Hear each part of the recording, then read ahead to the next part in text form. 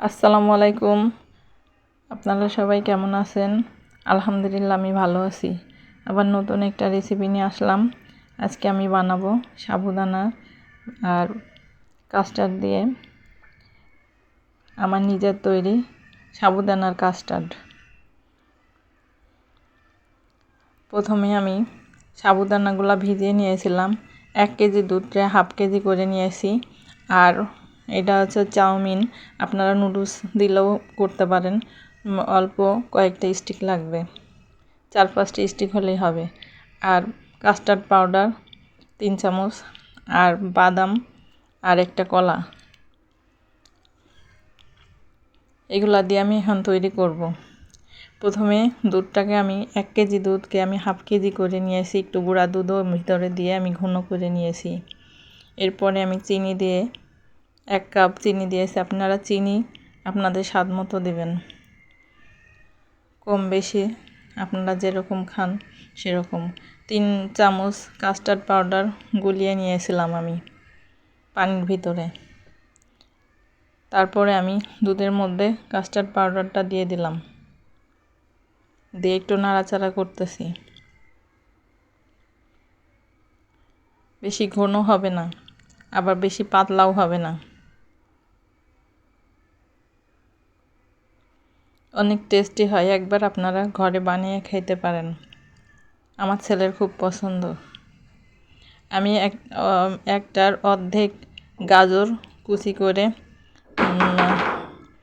রিসা করে তারপরে চিপে ওইটা আমি দুধের মধ্যে দিয়ে দিলাম, দিয়ে একটু নাড়াচাড়া করতেছি।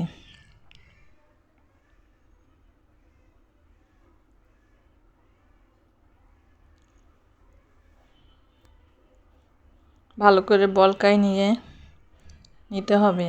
এরপরে সিদ্ধ করা চাউমিন আর সাবুদানা আমি সিদ্ধ করে নিয়েছিলাম, ঝরা দিয়েছিলাম, সেইগুলো আমি এখন দুধের মধ্যে দিয়ে দিচ্ছি।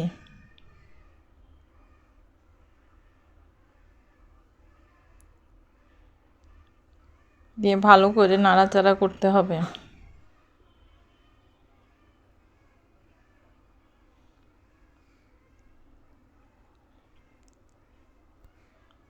এইরকমভাবে তরল আবার ঘনও হবে না, এই রকম অবস্থায় হবে।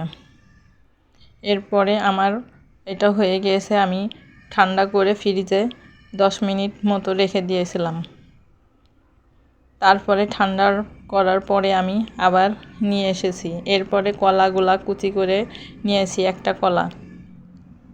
আপনাদের যেরকম পছন্দ আপনারা সেইভাবে কুচি করে নিতে পারেন। এরপরে কাঠবাদামগুলো আমি কেটে নিয়েছিলাম। 4-5টা খেজুর পাতলা পাতলা করে কেটে নিয়েছিলাম। তারপরে আমি ওর ভিতরে দিয়ে মিশাবো। সাবুদানা সব কিছুর ভিতরে দিয়ে আমি মিশিয়ে নিব।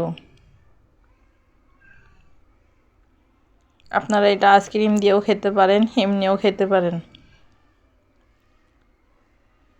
মাশাআল্লাহ, অনেক সুন্দর হয়েছে খেতে। আপনারা বাসায় ট্রাই করে দেখতে পারেন। আমার সাবুদানার কাস্টার্ড বানানো শেষ, আমি পরিবেশন করতেছি। আপনারা ভালো থাকবেন, আমার জন্য দোয়া করবেন। আল্লাহ হাফেজ।